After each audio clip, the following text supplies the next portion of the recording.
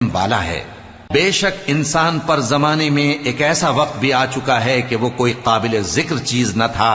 ہم نے انسان کو ملے جلے نطفے سے پیدا کیا تاکہ اسے آزمائیں، تو ہم نے اس کو سنتا دیکھتا بنایا، یقیناً ہم ہی نے اسے رستہ بھی دکھا دیا۔ اب خواہ شکر گزار ہو خواہ ناشکرا۔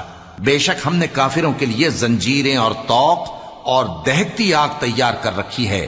جو نیکوکار ہیں وہ ایسی شراب پیئیں گے جس میں کافور کی آمیزش ہوگی۔ یہ ایک چشمہ ہے جس میں سے اللہ کے بندے پیئیں گے اور اس میں سے چھوٹی چھوٹی نہریں نکال لیں گے۔